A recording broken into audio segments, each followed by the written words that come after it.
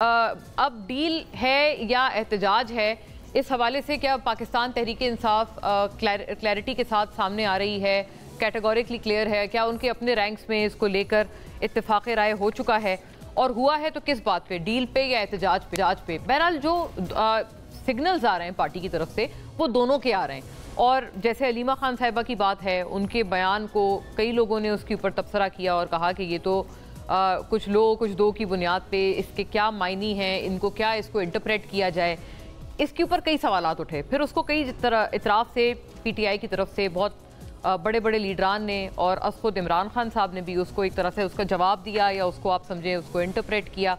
लेकिन इसकी इंटरप्रिटेशन क्या है? हर किसी ने अपनी अपनी यकीनन जो पॉलिटिकल एक बिलीफ है उसके बुनियाद के ऊपर और उसी के को इन्हिसार रखते हुए इस जुमले को इंटरप्रेट किया है।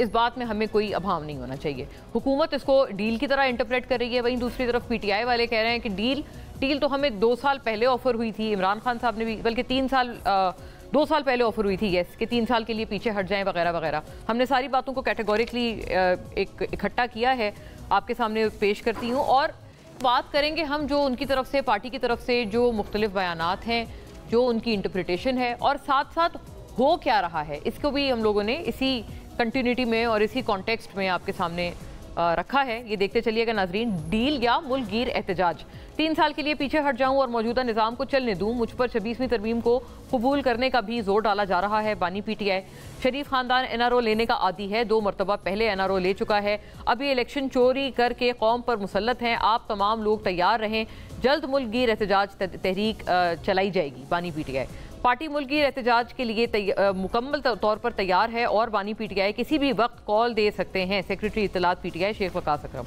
बानी पीटीआई, क्या चीज़ छोड़ें तो आप उसे रिहा करेंगे? कुछ ये वो नाजरीन बयान है, कुछ लो और कुछ दो करना चाहते हैं तो हमें बता दें। विकेट के दोनों जानिब खेलने वालों की पार्टी में जगह नहीं, वक्त आ गया है कि वो फैसला कर लें कि वो नजरिया के साथ हैं या नहीं है। अलीमा खान साहिबा, कुछ लो और कुछ दो के मायने, अब ये नाजरीन अलग अलग इसकी इंटरप्रिटेशन है, ये हुकूमती इंटरप्रिटेशन है इस बयान की। कुछ लो और कुछ दो के मायने, अगर डील, सौदेबाजी और एनआरओ नहीं है तो क्या है? बानी पीटीआई के पास किसी को देने के लिए क्या रह गया है? सेनेटर इरफान सिद्दीकी, तहरीक इंसाफ पहले ये तय कर ले कि क्या बात करनी है और किससे बात करनी है, ये पहले भी मुज़ाकरात से भाग गए थे। सेनेटर इरफान सिद्दीकी।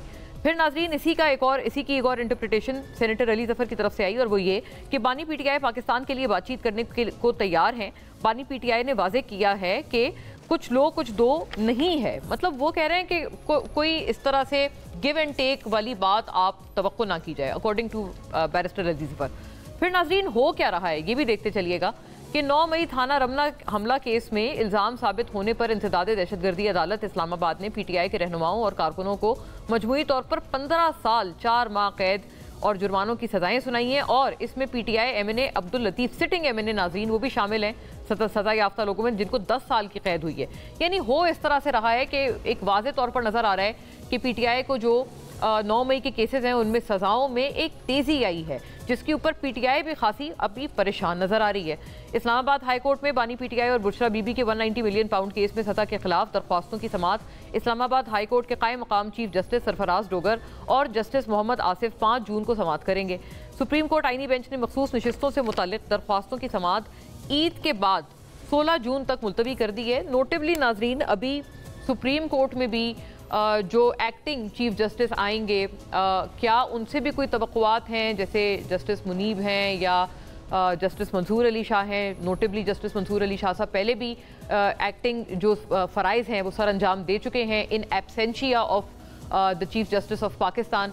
पीटीआई ने, बड़ी वाज़ेह बात है, कई सारी तवक्कुआत लगाई थी कि उन कुछ दिनों में उनको कुछ ठंडी हवाओं के झोंके मौसूल होंगे, लेकिन ऐसा हुआ नहीं था। क्या इस दफ़ा ऐसा होगा? क्या ऐसी कोई तवक्को है पीटीआई की?